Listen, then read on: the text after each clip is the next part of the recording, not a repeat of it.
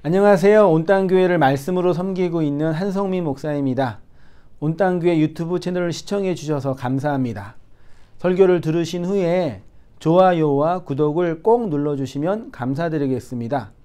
온땅교회 말씀 사역에 큰 도움이 됩니다. 오늘도 말씀 안에서 평안하시고 즐거운 하루 되시길 바랍니다. 감사합니다. 구독과 좋아요를 꾹꾹 눌러주세요. 감사합니다. 창세기 2부 8번째 시간입니다. 살렘왕 멜기세덱과 온전한 11조라는 제목으로 본문 말씀을 상고하고 은혜를 나누도록 하겠습니다. 지난 시간에 메소포타미아의 네 왕, 그돌라오멜을 중심으로 한 네 왕이 가나안의 5 왕들을 공격하여 그들을 파하고 롯을 사로잡아 갔지요. 그리고 아브라함이 그 소식을 듣고 집에서 길리운 318명, 명이라 그러면 안 되지만 어쨌든 318의 그 언약의 교회들, 진리의 교회들을 통해서 사로잡혀 갔던 롯을 구출해 왔지요. 그 오고 있는 과정에 두 왕이 아브라함을 이제 마중 나왔어요. 첫 번째 왕은 소돔 왕이 나오고 두 번째 왕은 살렘 왕이에요. 소돔 왕은 앞에서 그 가나안에 있었던 5 족속 있죠. 그러니까 그 롯이 소돔 왕이 살고 있는 지역에서 살고 있었는데 소돔 왕도 이제 그 네 왕의 공격에 의해서 무너지게 됐는데 어떻게 살아나서 이제 아브라함이 승전하고 오는 과정에 아브라함을 맞이하게 된 이야기이고요. 언뜻 보기에는 소돔 왕은 율법의 역할을 하고 있는 모습처럼 보이고 살렘 왕은 멜기세덱이잖아요. 히브리서 본문은 살펴보지는 않았지만 알고 계시는 것처럼 멜기세덱은 아버지도 없고 어미도 없는 그런 존재라고 말하고 있잖아요. 그러니까 이 당시에 가나안 문명에서 실제로 있었던 왕이었을지도 모르지만 오늘 본문에는 그런 왕이 마치 아브라함을 마중 나와서 아브라함과 새로운 언약을 맺고 있는 모양이고, 당연히 이거는 복음을 이미 알고 있는 우리 입장에서는 이 아비멜렉 살렘왕 이 아비멜렉이네. 멜기세덱은 당연히 누구를 상징하는 거겠어요? 예수 그리스도를 상징하고 메타포하고 있는 거잖아요. 그러니까 아브라함이 이 멜기세덱을 만남으로 멜기세덱 즉 그리스도와 언약을 맺는 그 언약이 확장되는 이야기인 거죠. 그건 우리가 뻔히 알 수 있는 내용이잖아요. 그 언약의 내용 안에 무엇이 주어진 거예요? 11조가 이제 주어진 거죠. 그리고 이제 다시 소돔왕과 얘기를 하면서 본문이 이제 마치게 됐습니다. 소돔왕은 율법의 역할을 하고 있고 살렘왕 멜기세덱은 진리의 역할을 하고 있는 것처럼 보이죠. 소돔왕은 마치 선심을 쓰듯이 아브라함에게는 물품은 가져가고 사람들, 물론 자신들의 나라의 백성들이었으니까 그 사람들을 자기에게 보내달라고 얘기를 했고, 살렘왕은 아브라함에게 복을 빌고, 그러니까 아브라함이 살렘왕 멜기세덱에게 11조를 드리는 이야기가 이제 나와 있는 거죠. 17절 다시 보시면 아브라함이 그돌라오멜과 그와 함께한 왕들을 쳐 부수고 돌아올 때 소돔 왕이 사회 골짜기 곧 왕의 골짜기로 나와 그를 영접하였다라고 되어 있습니다. 그돌라오멜과 동맹한 메소포타미아의 네 왕은, 제가 지지난주에 그 네 왕은 4개의 말씀이라 그랬죠. 4개의 말씀이 5의 율법을 치는 이야기이죠. 그렇죠? 네 말씀이 롯을 심판의 자리로 잡아간 이야기죠. 자, 보세요. 5과 4을 얘기하면서 그 5은 율법이고, 쉽게 아주 간단하게 이제 적용을 하면은 5은 율법의 말씀이고 4은 복음의 말씀인데, 사실 이것도 다 뭐예요? 율법의 말씀이죠. 그러니까 우리를 말씀으로 공격하고 말씀으로 통치에 들어오시는 그 말씀은 소위 말해 우리가 표현하는 진리예요, 율법이에요? 율법인 거죠. 사실 우리가 보고 있는 모든 것들은 다 율법인 거죠. 진리라는 것은 율법과 대조적인 그 무엇인데, 진리는 이것이다라고 딱 정의할 수 없는 것이, 진리는 무엇으로 증명되는 거예요? 그렇죠. 율법을 통해서 증명되는 거죠. 그러니까 진리가 따로 있고 율법이 따로 있고, 율법은 나쁜 놈이고 진리는 좋은 놈, 이렇게 구분해서는 돼야 안 돼요. 하나님은 다 이 모든 아래의 세상에 차수와 순서로 율법으로 주신 거란 말이에요. 그 안의 내용이 그리스도를 통해서 우리에게 증언될 때 그것이 진리다라고 말하는 거죠. 이해되셨죠? 그 이야기를 제가 5과 넷으로 설명한 거예요. 사실 이거는 이미 제가 산상수훈 말씀하시면서 하나님이 우리에게 율법을 무엇으로 주신 거죠? 10계명, 열의 말씀으로 주셨잖아요. 구약에서 10계명을 다 설명해 주셨는데 앞에 5은 차근차근 설명해 주시고 뒤에 4개는 설명해 줬어요? 안 해줬어요? 안 해줬어요. 그걸 누가 설명해 주셨어요? 예수님이 산상수훈에 오셔서 살인과 간음과 거짓말과 탐욕에 대해서 얘기해 주셨죠. 그러니까 율법의 내용을 예수님이 다시 넷으로 설명한 것이 소위 말해 뭐예요?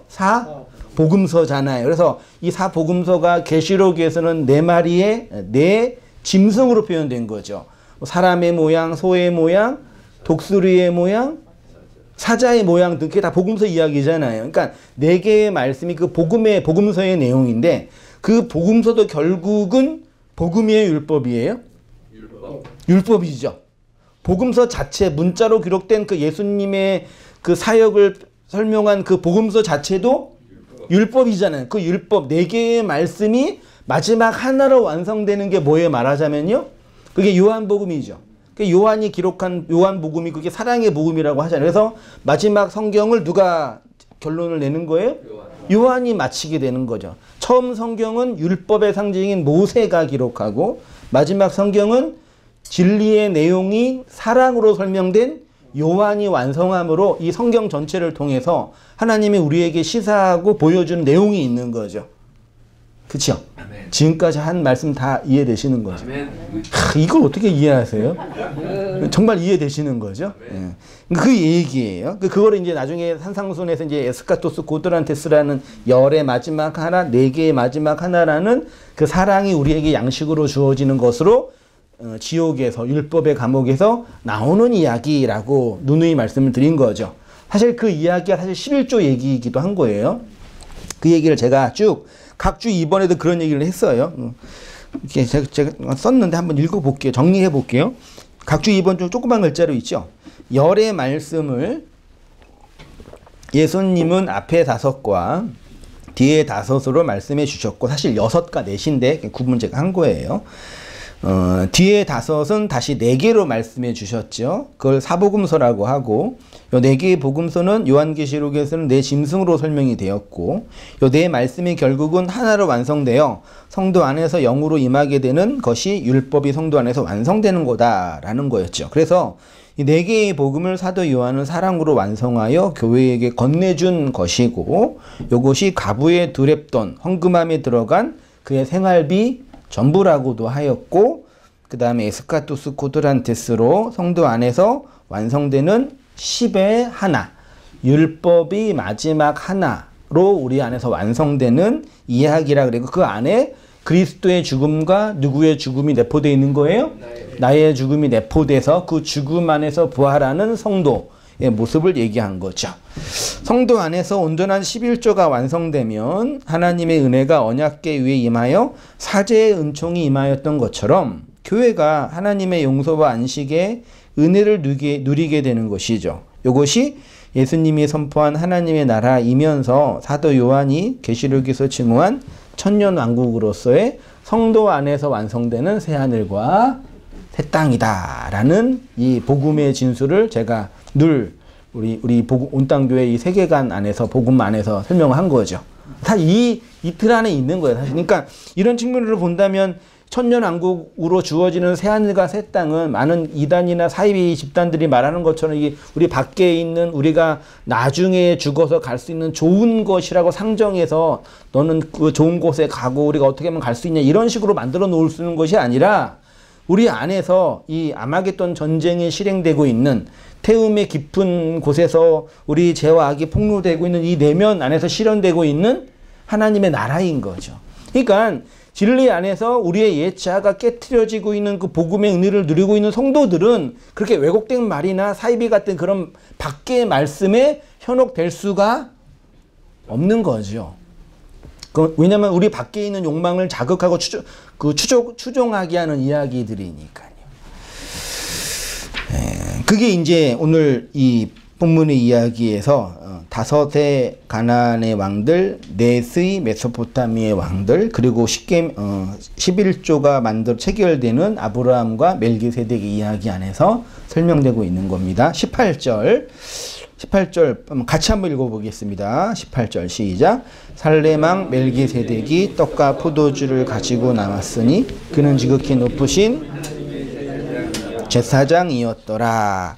나중에 히브리서에 가면은 히브리서도 바울이 썼다고 저는 믿고 있거든요. 바울이 이 멜기세덱, 이 지극히 높으신 하나님의 제사장이라는 멜기세덱을 얘기하면서 어떤 얘기를 하냐면 이게 너무나 뭐라 그럴까 어려운 지식이기 때문에 어렵다고 할까요? 너희들한테 말하는 게 이게 잘 이해 못해 먹을 것 같다. 그래서 이게 어렵다 이런 취지로 말하는 거거든요. 그러니까 그게 율법 안에서 율법적 이 태지에서 벗어나지 못한 사람은 이 멜기세덱이 뭘 의미하는지를 모르는 거죠. 그렇게 이제 바울이 지적하고 있는데 오늘 본문에 이 멜기세덱을 살렘왕 멜기세덱이라고 표현하고 있어요. 살렘은 당연히 어디에서 온 거예요? 예, 샬롬. 예, 샬롬에서 예루살렘이 왔으니까 샬롬은 뭐예요? 평화잖아요. 평화의 왕인데 그를 멜기세덱, 멜레크 왕, 제데크 의. 그래서 의의 왕이 샬롬의 지역에 살고 있었대요. 그 왕이 이제 아브라함에게 왔는데 전쟁에서 이기고 온 거예요. 진리 전쟁에서 승리하고 온 거예요. 계시록의 본문을 본다면 율법의 전쟁에서 말씀이 나를 공격하여 들어와 내가 그 말씀에서 함락당하여 죽고 난 다음에 하나님이 나에게 언약을 베풀어 주시는 사건과 유사한 거죠. 왔는데 뭘 가지고 왔대요? 떡이랑 포도주. 이거 당연히 이거 단순히 그냥 먹을 것 정도라만 보지 말고, 물론 이제 고대 시대 때 팔레스타인은 먹을 게 없지 않았고 건조한 지역이니까 떡과 포도주로 음식을 보관을 했겠죠. 떡과 포도주를 가지고 와서 아브라함을 대접했다는 얘기는 없죠. 아무도 가지고 왔습니다. 그 떡과 포도주는 당연히 예수 그리스도의 살과 피를 내용하고 있죠. 멜기세덱이라는 단어 자체가 예수 그리스도를 상징하는데 그 왕이 예수 그리스도의 십자가의 내용인 떡과 포도주를 가지고 아브라함을 영접하러 왔습니다. 떡은 예수님의 몸으로서 예수님의 뭘 상징해요? 죽으심. 예, 죽는 육의 죽음을 상징하고, 포도주는 예수님의 피로서 뭘 상징해요? 부활. 그 포도주는 죽고 살아난 자의 음료예요. 아무나 못 마시는 거죠. 그래서 구약에서 포도주 잘못 마셔가지고 된통 당한 인물이 노아잖아요. 노아가 끝나고 나서 포도주를 마시고 된통 취했는데 막내 아들이 그걸 보고 나서 아버지를 부끄럽게 여겼잖아요. 그러니까 이 율법 안에서 세속에 있는 사람들이 진리 안에서 복음의 은혜를 누리는 자를 볼 때는 어떻게 보여요? 추하게, 그러니까 부끄럽게 보이는 거예요. 그러니까 윤리적으로 도덕적으로 타락했다라는 얘기가 아니라 이 율법에서 볼 때, 세속에서 볼 때 진리의 안식을 누리고 있는 성도들은 인간의 의, 인간의 가치가 말살당한 종족이기 때문에 이렇게 본다는 이해되세요? 하나님에 의해서 정복당하여 종으로 끌려가는 모양새이기 때문에 자기의 의와 자기 주체성으로 자기 왕권을 가지고 있는 왕의 입장에서는 노예처럼 보이는 거예요. 이해되시죠? 이게 포도주가 그래서 안식의 음료고 부활의 음료라고 표현하는 거예요. 예수님의 피는 죽으시고 부활하신 그리스도의 영의 말씀을 의미해요. 그래서 떡은 십자가로 이끄는 죽음의 말씀이고 피는 십자가를 통과하여 나온 부활의 말씀이라고도 말할 수 있겠죠. 예수님을 상징하는 구약의 대표적인 인물이 요셉이잖아요. 요셉이 이것저것 살다가 감옥에 들어갔잖아요. 감옥에서 제가 창세기 40장의 본문을 드렸는데 술 맡은 관원장과 떡 맡은 관원장의 꿈을 해몽하는 이야기가 나오잖아요. 누가 죽어요? 떡 맡은 관원. 그렇지. 왜 떡 맡은 관원장이 죽어야 돼요? 예수의 육을 상징하니까. 술 맡은 관원장은 지옥에서 나와 부활하죠. 그 그리스도의 피를 내포하는 거니까요. 그래서 떡 맡은 관원장은 나무에 달려서 죽고 술 맡은 관원장은 살아나죠. 그러니까 예수의 죽음과 부활을 통해서 이 땅에 풍요가 임하는 그 이야기를 이미 오래전부터 내포하고 상징하고 있는 이야기인 거죠. 예수님을 상징하는 구약의 대표적인 인물이 요셉인데요. 요셉이 감옥에서 떡 맡은 관원장과 술 맡은 관원장의 꿈을 해석해 줬어요. 떡 맡은 관원장은 죽고 술 맡은 관원장은 살아났습니다. 그러니까 떡은 예수 그리스도의 말씀으로 그의 말씀이 나의 목을 베이게 하는 말씀. 그래서 계시록에서는 그 증언으로 인하여 뭘 당한 자요? 목베임을 당한 자의 영혼들이 있죠. 그러니까 그 말은 예수님을 증언하면서 순교, 외부에서 칼의 순교를 당한다라는 이야기 정도가 아니라 그 떡의 말씀 자체가 우리의 옛사람을 목베이게 하는 죽음, 십자가의 말씀이다라는 얘기예요. 그들이 그리스도의 말씀으로 목베임을 당한 자라고 선언하고 있는 거예요. 그렇죠? 네. 그러니까 술은 그렇게 죽고 나서 영으로 임하신 그 영으로 파루지아 하시는 그리스도, 성령으로 오시는 그 그리스도를 상징하는 이야기인 거죠.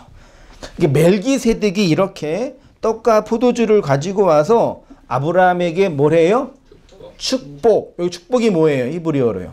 바라크를 하는 거예요.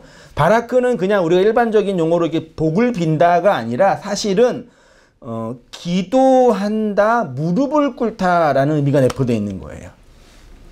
그러니까 멜기세덱이 바라크 한 것 안에는 그냥 내가 너한테 축복한다 정도가 아니라 그 안에는 기도하고 무릎을 꿇는 언약적 행위가 내포되어 있는 거예요. 신약 성경에서 무릎을 꿇으신 또 한 분이 누구예요? 예수님이잖아요. 뒤에 나와 있는 뒤에 가서 얘기할게요. 여기서 얘기할게요. 19절 그가 아브라함에게 축복하여 이르되 천지의 주제이시요 지극히 높으신 하나님이여 아브라함에게 복을 주옵소서. 그러네요. 그러니까 멜기세덱이 바라크 하는데 그 바라크의 내용은 뭐냐면은 아브라함에게 바라크하게 해주세요예요. 이해되세요? 멜기세덱이 아브라함에게 바라크를 하는데 바라크의 내용이 뭐냐면 아브라함이 바라크하게 해주세요. 이해되시나요? 아멘. 예수님이 우리를 위해서 바라크 하시는데 우리를 위한 바라크는 뭐예요? 우리가 바라크하게 하는 거예요. 그 바라크는 단순히 복을 비는 게 아니라 뭐라고 그랬다고요? 무릎을 꿇고 기도를 하는 모습이라는 얘기예요. 그 무릎을 꿇고 기도를 하는 것 안에는 외적으로 종교적인 기도의 행위를 하는 게 아니라 그 안에 복음적인 언약의 내용이 담겨져 있는 거예요. 그래서 예수님이 겉으로 외식하면서 금식하며 기도하는 자를 화 있을진저 외식하는 자들이여라고 비난하는 거예요. 그러니까 외적으로 기도의 형식을 가지고 하는 것이 문제가 아니라 그 형식을 가지고 하는 것 안에 내용이 있는데 그게 바라크의 내용이란 얘기라니까요. 그럼 그 바라크의 내용이 뭐예요? 결국은요. 쉽게 결론을 내리면은 예수의 죽음과 그분의 부활로 말미암아 우리 안에 율법이 은혜로 완성되어지는 그 은혜의 사건을 얘기하는 거란 말이죠. 그게 진정한 뭐라고요? 바라크란 얘기예요. 그러니까 하나님이 우리로 하여금 바라크하게 하시는 거예요. 그래서 구약의 성도들이 하나님께 기도하면서 나의 지경을 넓혀주시고 내가 뭐 하면서 기도를 하잖아요. 그때 그 기도는 결국 뭐예요? 바라크의 기도라니까요.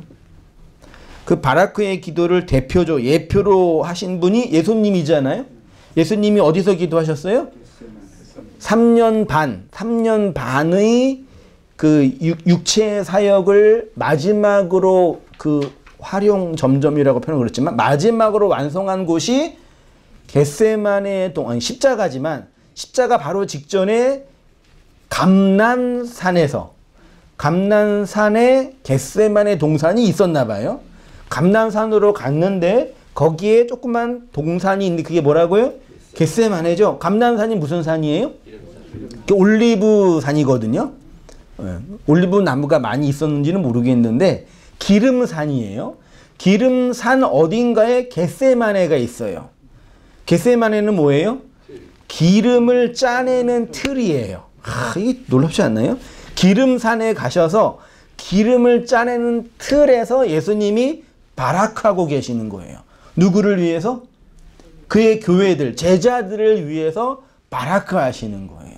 그럼 너희들도 이렇게 기름산에서 기름을 짜내는 틀을 통해 바라크 되기를 원한다라고 기도하고 계시는 거죠. 그 예수님의 기도가 언약으로 우리에게 고스란히 주어진 거죠. 사실 이 아브라함을 만났던 멜기세덱의 이 기도, 이 축복이 예수님의 이 기도와 비슷한 것 같아요. 저는요.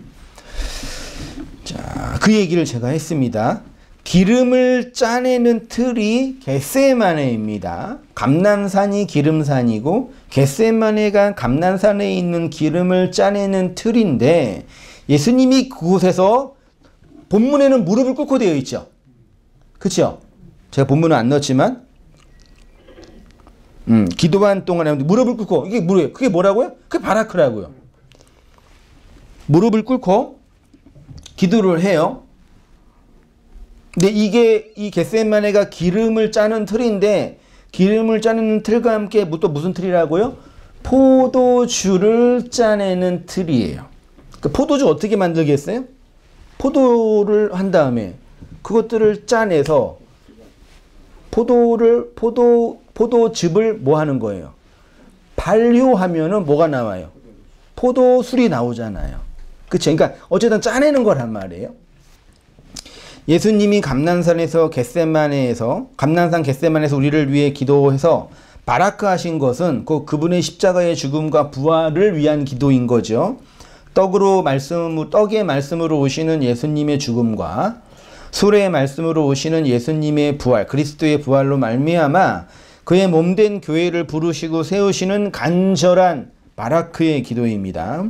멜기세덱이 아브라함에게 떡과 포도주를 가지고 와서 바라크하는 것은 예수님이 감난산에서 겟세마네 동산에서 제자들을 위해 기도하신 장면과 동일한 내용인 거죠. 그 복음의 은혜를 담고 있는 거겠죠. 예수님의 기도는 예수님의 죽음을 내용으로 하는 것이고 그의 죽음으로 제자들에게 떡과 포도주로서 예수의 죽음과 부활로 말미암아 교회에게 건네주는 진리의 내용, 그 영의 말씀을 담고 있는 이야기인 거죠. 그렇게 이제 아브라함에게 축복을 하는데 이렇게 이제 축복을 해서 20절에요. 너희 대적을 내 손에 붙이신 지극히 높으신 하나님을 찬송할지로다 하매 멜기세덱이 아브라함을 위해서 축복을 하고 하나님을 찬송하니까 곧바로 어떻게 돼요? 아브라함이 그 얻은 것에서 10분의 1을 멜기세덱에게 뭐 했어요? 주었다라고 되어 있죠. 사실 10분의 1을 주는 건 말이 돼요? 안 돼요? 흔히들 11조를 준다 그래요? 드린다 그래요? 11조를 준다 그래요? 바친다 그래요? 그렇죠. 근데 이거는 그러니까 아브라함이 그냥 이렇게 단어 모양 이렇게 11조 이렇게 준 거예요. 자, 나를 위해 축복했으니까 받아가세요. 이런 모양처럼 들리잖아요. 주었다가 히브리어로 뭐라고요? 이게 나탄이라는 동사예요. 나탄은 기본적으로 뭘 세우는 거예요. 그러니까 기본적으로 세우는 건데 구약에서 뭘 세울 때는 뭐가 체결되는 거예요? 약속이나 언약이 체결될 때 뭘 세우잖아요. 그러니까 그냥 말로 하는 게 아니라 동물을 가른 다음에 피를 흘려서 언약을 체결한다든지 아니면 돌무더기로 이렇게 뭐 상징을 만들어서 언약을 체결하는 거잖아요. 그때 뭘 세우는 걸 나탄이라 그러는 거예요. 이게 나중에 구약 신약으로 와서 예수님의 뭐가 세워져요? 십자가가 세워지는 게 하나님과 내가 뭘 체결하는 거예요? 언약이 체결되는 거예요. 그 언약이 체결되는 내용의 증표로 뭐가 있다고요? 11조가 있다고요. 됐죠? 그러니까 11조는 하나님과 우리가 뭐가 맺어지는 관계라고요? 언약, 죽음과 부활의 맹세의 언약이 맺어진 관계예요. 그래서 매우 중요한 내용이에요. 그래서 11조를 열심히 바쳐야 되는 거예요. 잘하십니다. 10에 2조를 바치세요. 네. 먹고는 살아야 되니까.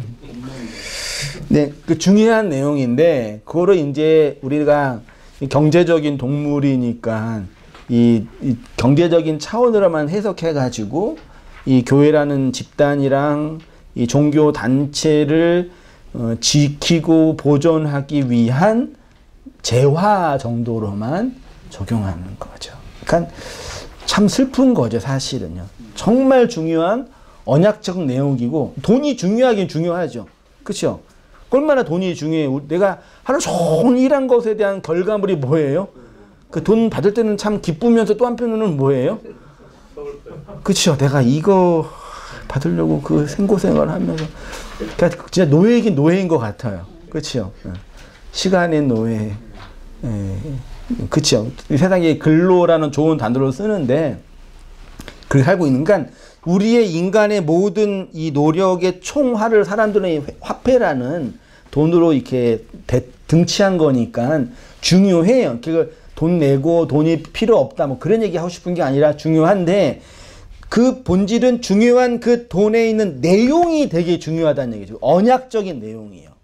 지금 우리가 화폐로 얘기하지만 고대 시대는 화폐 없었잖아요.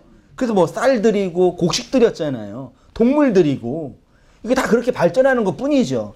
단지 우리가 기호로 만든 이런 거지 실제는 그 내용이 중요한 거예요. 그래서 정말 중요해요. 이걸 단지 그러니까 그걸 중요하기 때문에 그동안 왜곡했던 11조를 바친다 안 바친다 이런 것으로 몰입할 필요가 없는 거예요. 굳이 말하자면 번 돈의 11조를 바치는 것 자체가 성경이 우리에게 요구하는 종교적인 명령이나 예수님의 명령이 아니다. 그거는 돈의 문제예요. 돈을 바치면 우리 마음이 기쁘고 또 기쁘고 많이 내면 기쁘잖아요. 우리 교회가 아니더라도 뭐 누구 가난한 사람 도와주고 필요한 거 내주면 기쁘잖아요. 돈은 그런 거라고요. 그러니까 이거를 돈이라는 그 재물로 그러니까 재화로 보기 이전에 그리스도와 나의 언약의 내용물로 봐야 되죠. 제가 처음 말했던 그 10의 하나가 율법이 진리로 완성되는 그 에스카토스 고드란테스 과부의 두렙돈 생활비 전부가 10의 하나로 언약계 안에서 완성되는 이야기란 얘기죠.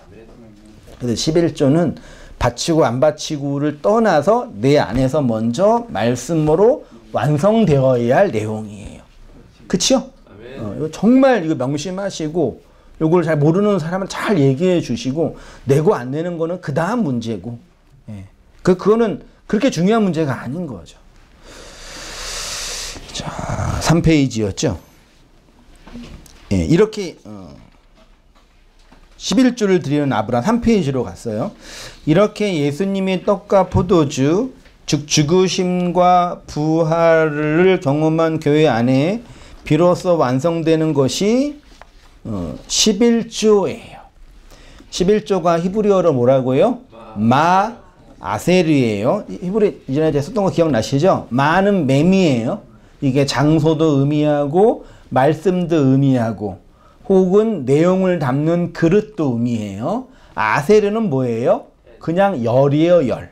직역을 하면 열의 말씀 혹은 열의 장소, 열이 담겨진 그릇이에요.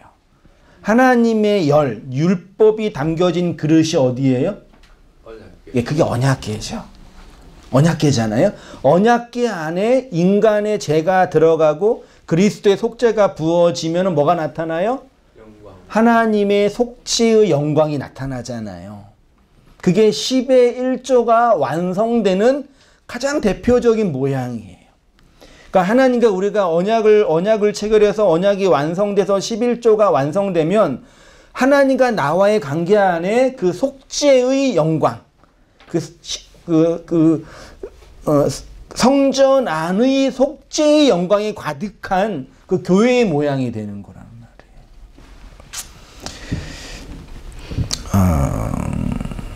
아브라함이 그가 전쟁에서 얻은 것의 10분의 1을 멜기세덱에 바치는 장면이 나오는데 이는 흔히 사람들이 오해하고 있는 것처럼 하나님께 11조를 바치는 종교의 행위와 의무에 대한 말씀 정도로 이해해서는 안 됩니다. 사실은 11조는 성도 안에서 그리스도의 사역을 통해서 완성되는 복음의 내용인 거죠. 여기서 굳이 돈 문제까지 말씀드릴 필요는 없는데 돈은 되게 뭐라 그럴까요? 천사이면서 악마예요. 그렇죠? 돈 때문에 관계가 좋아질 때도 있고 돈 때문에 관계가 파괴될 때도 있어요. 저분은 헌금을 소위 말해 많이 내가지고 신앙을 잃어버린 분도 계시지만 어떤 분은 헌금을 잘 내가지고 신앙이 좋아지는 분도 계실 수 있는 거예요.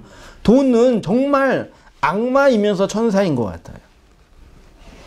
그러니까 교회라는 이 사람이 모여있는 이 집단 안에 돈 문제가 해결되지 않고는 어떤 게 설명이 안 되니까 이 돈 재화의 문제를 신앙의 문제와 결탁해가지고 교리체계를 만든 게 문제인 거예요. 그 심지어 저번에 말씀드린 그 정명석 씨 아니라 만민중앙교회가 예, 광고에 뉴스에 나왔으니까 실명에 상관이 없겠죠. 거기서 사람을 다루는데 사람을 1단계부터 10단계까지 나누는 거예요. 말하자면요. 어떻게 나눠요? 교회에 충성한 횟수, 충성한 정도, 충성 정도를 뭘로 여기 뭐냐 뭘로 만들어요? 헌금 내는 수준, 헌금 내는 양, 예배 드리는 횟수. 그걸 다 체크해가지고 당신은 90점짜리 성도, 당신은 진짜라니까요. 30점짜리 성도 해서 나중에 연말 돼서 교육자가 써가지고 표를 준대. 줘가지고 표를 받을 때 되게 긴장을 해서 받는 거야, 성도님들이. 나는 30점 어떡하지? 더 열심히 해야 되겠다. 진짜 그런다니까요. 그렇게 해서 사람을 아주 그 악마적인 욕망으로 얽어매는 거죠. 예수님이 정확하게 비난했던 서기관과 바리새인들의 기득권, 종교 기득권을 이용해 먹은 자들의, 그게 다 중세시대 때 써먹었던 것들이에요, 다. 오래전에 카톨릭에서 다 써먹었던 그 방식 중에 하나니까 사람들한테 그 정제감을 주거나 공포감을 주면서 죄에 대해서 자각하게 하고 이런 것들 다 종교에서 써먹었던 방식이라니까요. 사람들을 얽매이는 가장 아주 그 원시적인 방식인 거죠. 마아세르는 많은 말씀 장소 그릇이고 아세르는 10열이란 뜻이죠. 그래서 마가 장소가 되면 십계명 돌판이 있는 언약궤가 되고 과부의 생활비 전부로서의 두렙돈 한 고드란트가 들어간 연복궤 헌금함이 되는 거고요. 아브라함이 멜기세덱에게 11조를 드렸다라는 것은 아브라함과 멜기세덱이 마아세를 통해서 언약이 체결되고 완성되어졌다라는 이야기인 거죠. 됐죠? 이게 왜 중요하냐면은 이렇게 복음적이고 진리의 언약이 체결되지 않으면 사람들은 하나님을 어떻게 상정해요? 긍정적으로 볼 때는 나의 소원과 나의 바람을 이루어주는 좋은 분. 부정적으로 보면은 내가 못하고 잘못하면 나한테 벌을 내리는 분, 사람 안의 공포와 두려움, 탐욕을 일으켜서 하나님을 왜곡되게 만드는 거죠. 그걸 뭐라 그런다고요? 그걸 우상이라 그런다고요. 그러니까 인간이 상정하고 인간이 욕망하고 인간이 바라는 식으로 하나님을 상정하는 걸 뭐라 그런다고요? 그걸 우상이라 그래요. 그래서 인간이 하나님께 가면 반드시 우상 숭배가 되는 거예요. 반드시.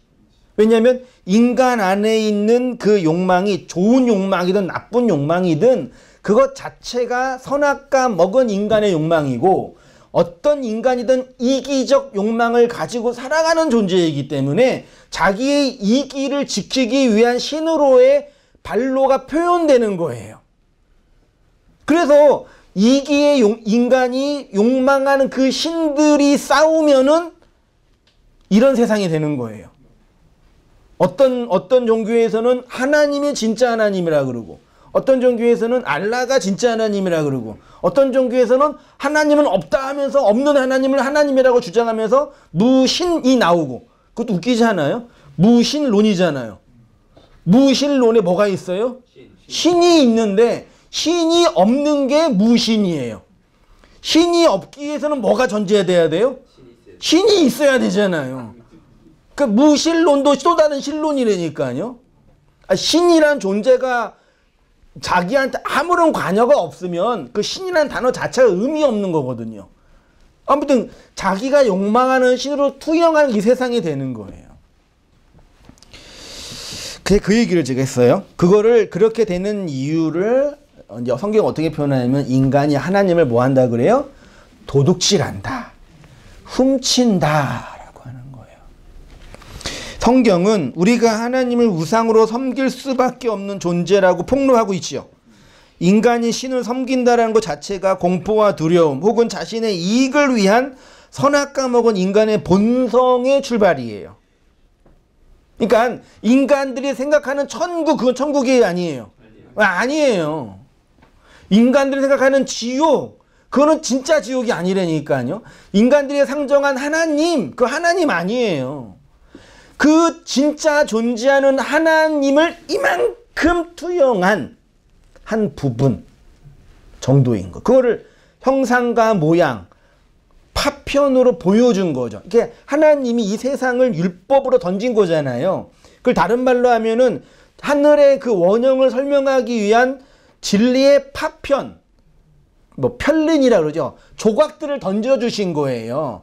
그 조각들 하나하나는 진리의 내용을 담고 있지만 그것이 진리의 원형 전체를 설명하는 게 아닌데 인간은 그 진리 파편 하나 잡고 요게 진짜 그 하나님이다라고 주장하고 있는 거죠. 왜요? 그것이 내 욕망과 그대로 투영되는 거니까. 그러니까 인간은 감정적인 존재이기 때문에 자기의 감정과 욕망과 투영되면 진짜 뭐든지 다 해요. 뭐든지 다 할 수 있다니까요. 그게 전부이니까 온 세상에. 인간이 바라보고 인간이 믿고 인간이 발견하고 인간이 해석하는 하나님은 인간의 욕망 안에서 투영된 우상이에요. 아이돌이에요. 그런 신을 성경은 우상이라고 하죠. 그래서 자신들이 욕망하는 하나님을 섬기는 행위를 성경은 하나님을 뭐 한다 그래요? 도둑질한다라고. 성경의 마지막 성경이 말라기는 어떤 이야기예요 원래는요? 이 말라기 주제가 뭐예요? 이게 11조 하라는 얘기예요 원래요? 원래 무슨 얘기? 말라기의 주제는요. 성전 건축 이야기잖아요. 성전을 회복하는 이야기고 마지막 선지자를 보내는 이야기를 하고 있잖아요. 그때 이제 이렇게 얘기하잖아요. 말라기 3장 7절 만군의 여호와가 이르노라 너희 조상들의 날로부터 너희가 나의 규례를 떠나 지키지 아니하였도다. 뭐라 그래요? 너희가 나의 규례를 떠나서 지키지 그 이스라엘은 뭐라 그래요? 아닙니다. 우리는 하나님의 계명과 율례를 지켰습니다. 그랬죠. 그런즉 내게로 돌아오라. 그리하면 나도 너희에게로 돌아가리라. 아닙니다. 우리는 이미 하나님께 돌아갔습니다. 사람이 어찌하여 하나님의 것을 도둑질하겠느냐. 그러나 너희는 나의 것을 도둑질하고도 말하기를 우리가 어떻게 주의 것을 도둑질하였나이까 하는도다. 이는 곧 11조와 봉헌물이라.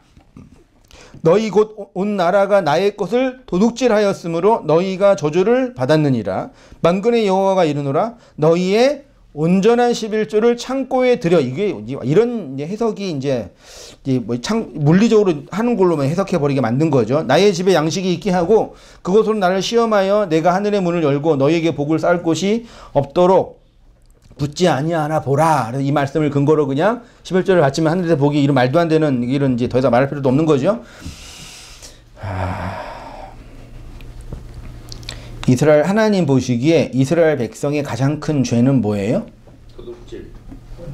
하나님의 것을 도둑질한 거라고 되어 있죠. 그러니까 본문에 한글 성경에 하나님의 것을 도둑질했다고 하니까 인간이 11조를 바치지 않으면은 하나님의 것을 도둑질한 것처럼 적용하게 되는 거잖아요. 근데 이거는 완전한 오역이에요. 오역이라고 말하면 좀 그렇지만 그냥 엘로힘으로만 되어 있어요. 그 엘로힘은 뭐예요? 목적격이니까 하나님을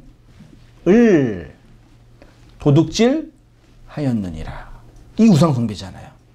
그러니까 하나님이 가지고 있는 몇 가지 소유 있지요.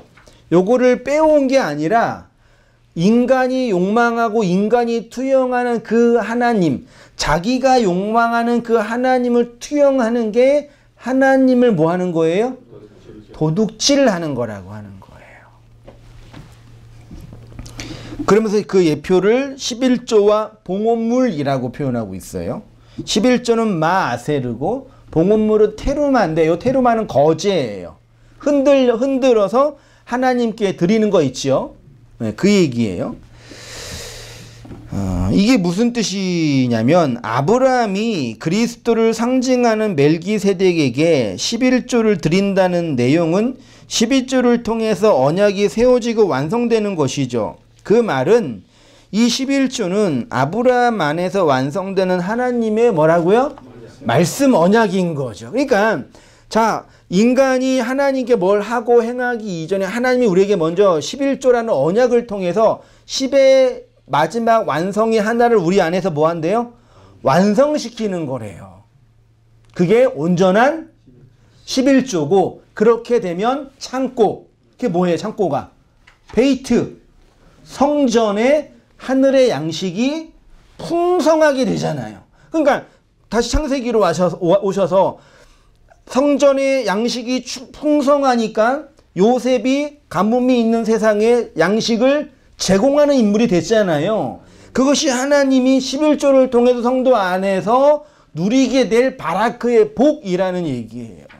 그러니까 다 차치하고 예수님이 이 땅에 오셔서 십자가에 죽고 부활하여서 우리에게 떡과 포도주를 주셔서 우리 안에 뭐가 가득하게 만드시는 거예요?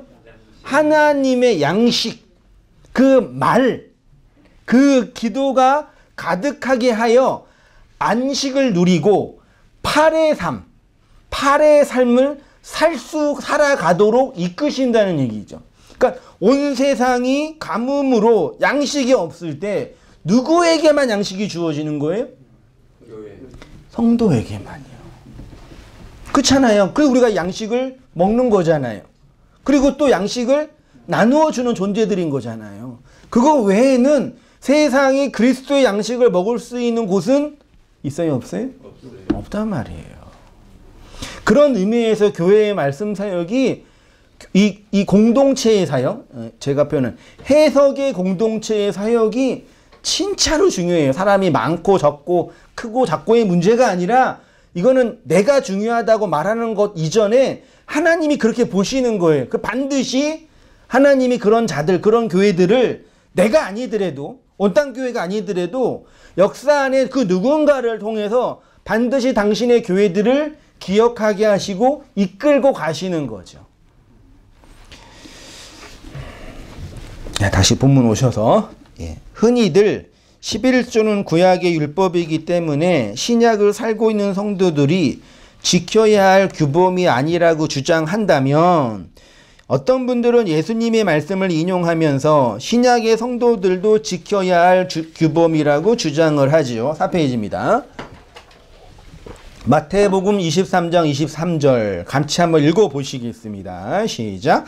화 있을진저 외식하는 서기관들과 바리새인들이여 너희가 박하와 회양과 근처의 11조는 들이되 율법에 더 중한 바 정의와 긍휼과 믿음을 버렸도다.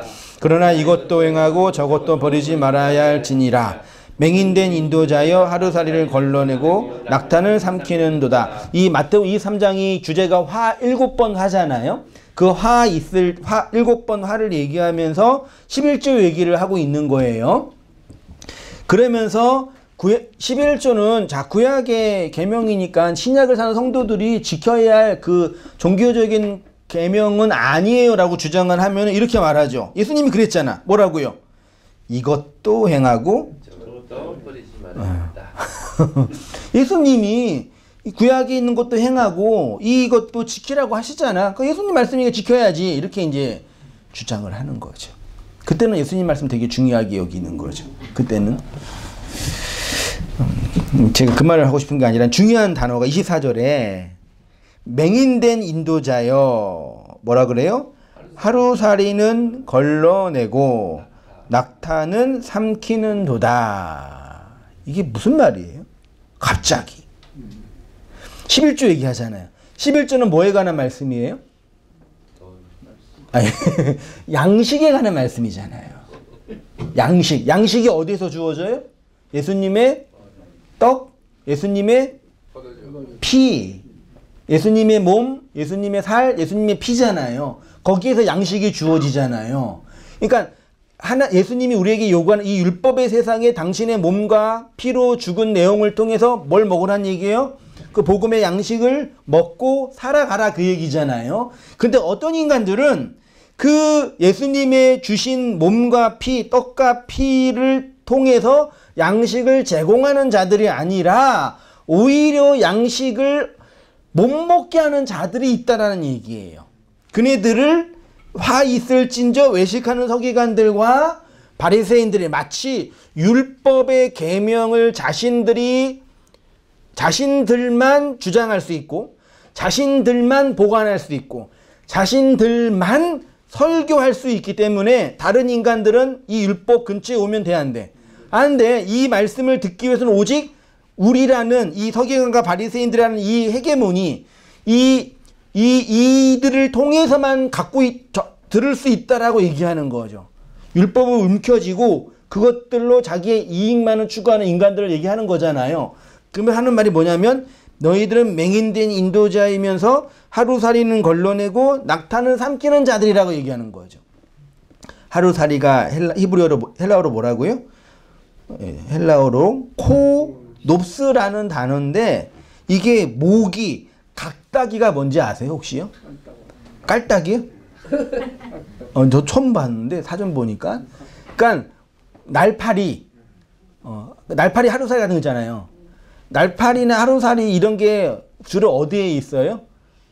썩은 물에 있잖아요. 그쵸? 근데 포도주를 어떻게 만들어요? 포도를 발효시키는 거잖아요. 발효의 다른 말은 뭐예요? 썩히는 거예요. 그래서 포도즙을 썩힐 때 벌레가 나와요. 그게 뭐라고요? 그게 하루살이에요, 이게. 그러면 이게 뭐냐면 포도주를 제조할 때 나오는 벌레예요. 포도주는 뭐예요? 그리스도의 양식이고 피잖아요. 부활의 음료잖아요. 부활의 음료를 만들기 위해서 율법 안에 있는 이 포도즙을 썩혀요. 거기에서 그게 나온대요. 그러면 이 하루살이가 나온다는 얘기는 그 안에 뭐가 있다는 얘기예요? 언약과 양식과 그리스도의 보혈이 있다는 이야기잖아요. 제가 어떤 말씀을 말하고 싶은지 아시겠어요? 이 하루살이는 그냥 벌레가 아니라 그리스도의 피, 그리스도의 그 양식을 만들어내고 건네주는 것을 증명하는 벌레라고요. 말하자면요. 근데 그것들을 뭐 한대요? 걸러낸대요. 그러니까 율법이라는 내용을 포도즙을 발효시켜서 포도주를 만들었는데 그 포도주는 교회를 영혼들을 살리는 예수님의 부활의 음료인데 말하자면 그것을 가르치고 전하지 않고 있는 바리새인과 서기관들에 대한 말씀인 거죠. 야, 니네가 포도즙을 만들어서 포도주를 만들어내는 역할을 하고 있는데 이놈들 봐라. 그거 가지고 지네끼리만 마시고 놀고 있네. 그 얘기를 하는 거예요. 말하자면. 율법이라는 말씀, 성경이라는 이 캐논을 통해서 그리스도의 그 진리, 그리스도의 죽음과 부활과 영광의 말씀을 증언해야 할 교사들이, 설교자들이 그것 가지고 율법의 파편 가지고 사람들을 얽어매면서 자기들의 이익을 챙기고 있네? 그 얘기란 말이에요. 이해되시죠? 이거 낙타도 막 같은 얘기예요. 낙타는 율법의 무거운 짐을 지고 있는 인간의 내면적 상태죠. 예수님이 낙타에게 또 그 얘기 했었죠. 부자가 천국에 들어가는 것이 낙타가 바늘귀 있죠. 이 바늘귀가 무슨 귀예요? 네, 성전 문이에요. 그러니까 성전 문이 있는데 밤이 되면 성전 문을 닫으니까 조그만 개구멍을 만들었대요. 거기 왔다 갔다 했나 봐요. 성전에서 일하는 사람들이. 그 문을 낙타가 못 들어가잖아요. 그러니까 율법의 무거운 짐을 진 자들은 그 하나님의 성전으로 완성이 안 된다 그 얘기죠. 그러니까 율법의 내용을 가지고 있는 서기관과 바리새인들이 그 율법을 통해서 사람들한테 짊어진 무거운 짐을 풀어주는 것이 너희들의 해야 할 일인데 오히려 그거 가지고 무거운 짐을 짊어지게 함으로 너희들의 이권을 챙기고 있구나 그 얘기하는 거죠. 그러니까 예수님이 오셔가지고 위대한 랍비가 안 되신 거고 심지어 위대한 설교자도 안 되신 거예요. 이게 되게 중요한 예수님의 사역이에요. 다 갈아엎고 자 이게 진짜라고 보여주지 않으신 거예요. 이것 때문에요. 낙타 즉 율법의 무거운 짐을 짊어지고 있는 자들은 그리스도가 완성하는 새하늘과 새 땅으로서의 성전이 될 수 없다는 말씀이겠죠. 하루살이도 비슷한 비유입니다. 하루살이는 포도를 발효하여 포도주를 만들 때 나오는 벌레라고 합니다. 다시 말해서 포도주의 의미, 그리스도의 죽음과 부활로 말미암아 교회의 말씀으로 임하는 그 복음의 은혜를 상징하는 것이 포도주인데 그 포도주의 의미를 설명해주는 진리의 가르침을 율법주의자들이 다 걸러내고 있다는 말씀을 하고 계시는 거죠. 이해되시죠? 아멘. 네. 21절 마지막 본문입니다. 소돔왕이 아브라함에게 이르시되 사람은 내게 보이고 물품은 내가 가지라. 아브라함이 소돔왕에게 이르되 천지의 주제시요 지극히 높으신 하나님 여호와께 내가 손을 들어 맹세하노니 내 말이 내가 아브라함으로 치부하게 하였다 할까 하여 내게 속한 것은 실 한 오락이나 들매 끈 한 가닥도 내가 가지지 아니하리라. 오직 젊은이들이 먹을 것과 나와 동행한 아넬과 에스골의 마므레의 분깃을 제할지니 그들이 그 분깃을 가질 것이니라. 그러고 이게 14절 전쟁의 이야기가 끝나게 돼요. 소돔왕이 아브라함에게 사람은 자신에게 주고 물품을 가져오라고 해요. 사람은 율법 아래에 있는 자들을 상징하고요. 물품은 율법 아래에 있는 자들이 사용하는 율법의 행위를 의미하는 것처럼 보였어요. 아브라함에게 율법의 행위를 가져가라고 하는 거죠. 아브라함이 나는 그럴 수 없다. 나는 진리를 가져간다. 그 얘기죠. 제 묵상으로 적용하자면요. 그러면서 아브라함은 내게 속한 실 한 오락이 들매 끈 한 가닥도 가지지 않겠다. 그러면서 젊은이들이 먹은 것과 동행한 자들의 분깃은 제한다 라고 표현을 해요. 이게 무슨 뜻일까요? 멜기세덱을 통해서 그리스도의 진리를 깊이 깨달은 아브라함의 고백일 거 아니에요. 그렇죠? 예, 표현하고 있을 거 아니에요. 굳이 끈이랑 샌들 이야기를 하고 있어요. 아브라함이 그렇게 청명해서 내 거 아닌 건 다 안 가져왔네 그 얘기 하는 거 아니죠. 전쟁에서 이게 갖고 오면 다 전쟁에 있는 전리품은 누구 거예요? 이긴 자의 것이에요. 사실은요. 이긴 자의 것이잖아요. 근데 아니다. 나는 그리스도의 것만 갖고 간다. 그 얘기를 하는 거죠. 말하자면요. 아브라함은 소돔왕의 실 한 오락이 들매끈 한 가닥도 가지지 않겠다고 합니다. 여기서 말하는 실은 무엇을 의미하는 것이겠을까요? 실은 사람을 얽어매는, 엮어매는 것이고, 들매끈은 신발끈이에요. 팔레스타인 지역, 고대 팔레스타인 지역 가나안인들의 신었던 신발은 지금 운동화가 아니라 그냥 샌들이에요. 그냥 이게 이런 바닥에 그냥 끈으로 묶은 거 있죠? 근데 샌들이 뭐처럼 보여요? 혓바닥처럼 보이잖아요. 그래서 이게 샌들이 혀를 상징해요. 그 혀는 뭐 하는 거예요? 말하는 거잖아요. 그 복음의 신을 신었죠. 그 복음의 신이 뭐예요? 이게 샌들이에요. 그 복음의 말을 하는 거예요. 근데 그 말하기에는 그 끈을 가져가지 않는다고 표현하고 있는 거예요. 5페이지입니다. 성경에서 샌들은 혀를 상징합니다. 세례 요한이 예수님의 신발끈을 풀기도 감당하지 못한다고 한 이유가 이 때문이죠. 그러면서 뭐라 그래요? 나는 물로 세례를 주지만 내 뒤에 오시는 그분은 불과 성령과 불로 세례를 준다 그랬죠. 그 예수님이 전하는 복음의 말이라는 얘기예요. 그분이 성령과 불로 세례를 베푸시는 분이기 때문에 나는 그 진리의 말을 전하지 못한다. 그 신발끈을 풀지도 못한다. 그 얘기를 하는 거예요. 이해되시죠? 오직 예수의 죽음으로만 그 포도주의 그 안식의 음료만 증거된다. 그 얘기하는 거란 말이죠. 그러나 소돔왕이 가지고 있는 샌들은 율법의 저주가 있는 혀겠지요. 인간의 자기 행위의 정당함을 주장하는 그 율법의 끈은 내가 가져가라고 하는 거죠. 그러면서 사람으로 표현된 젊은이들, 먹는 것과 동행한 자들의 분깃은 가져간다고, 자신이 가져간다고 표현하고 있죠. 여기서 아브라함이 말하는 젊은이들은 집에서 길리운 318명의 사람들과 같이 진리의 편에 서 있는 자들을 상징하는 거죠. 그러니까 전리품으로 취한 것들 속에 그 율법의 마지막 하나, 그 사랑으로 완성되는 진리의 내용을 자기가 닮아가겠다. 그 얘기하는 거죠. 아브라함은 복음의 진리만 취하겠다라는 말씀을 하고 있는 거죠. 고백을 하고 있는 거죠. 이 본문 이해되시죠? 그렇게 보시면요. 아브라함이 살레망 멜기세덱에게 11조를 바친 것이 이러한 언약의 체결과 은혜의 완성이 내용으로 주어진 거예요.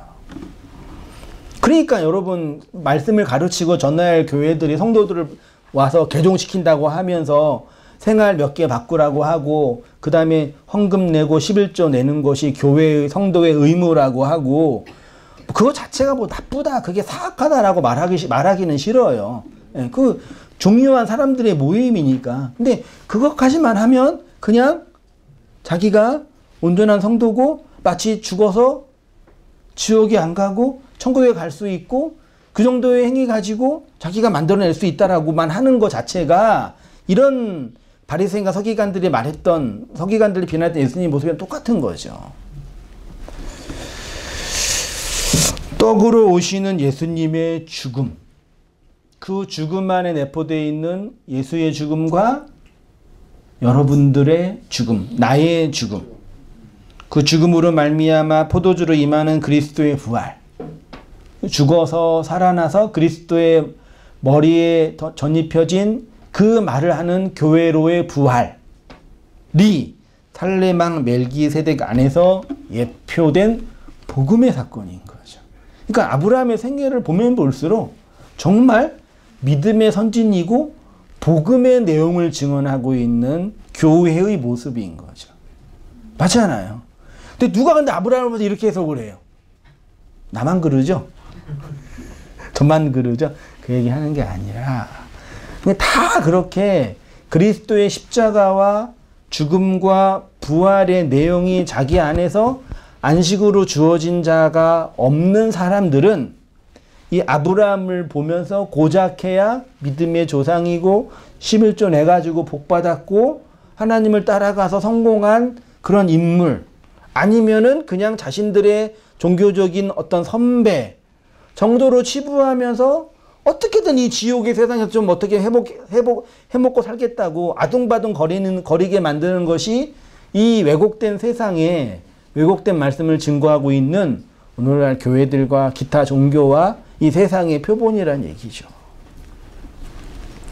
저는 이 아브라함 다시 묵상하면서 더 선명해지고 맞다. 내가 그리스도를 통해서 그리스도에서 주어진 그 목배임의 현실이 고스란히 나타나고 있구나 또 확인하게 된 거예요. 성도님들도 그러시죠? 네, 한 분만 는 아니겠죠. 네. 성도 안에서 11조로 완성되는 하나님의 구속의 사역을 증언하는 것이지요. 여러분은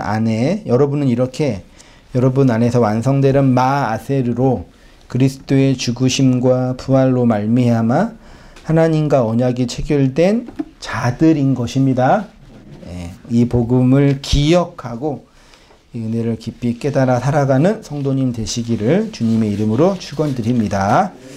기도하겠습니다. 하나님 아버지, 살렘 왕 멜기세덱이 우리 주 예수 그리스도의 사역을 담고 주님의 몸으로서의 떡과 주님의 피로서의 그 성령을 11조 안에서 언약으로 맺게 하시고 은혜의 내용을 가르치신 이 복음의 사건들에 대해서 같이 한번 말씀을 읽고 상고하고 묵상하고 나누었습니다. 이렇게 주님이 선하고 선명하게 이 율법의 파편과 흩어진 편린 속에서 하나님의 은혜의 생명과 진리의 내용들을 보여주셨사오니 그 은혜의 말씀을 따라 하나님께서 우리에게 허락하시고 가르쳐 주시고 선명하게 보여준 은혜의 사건을 따라 온전히 살아가는 우리의 모든 삶이 될 수 있도록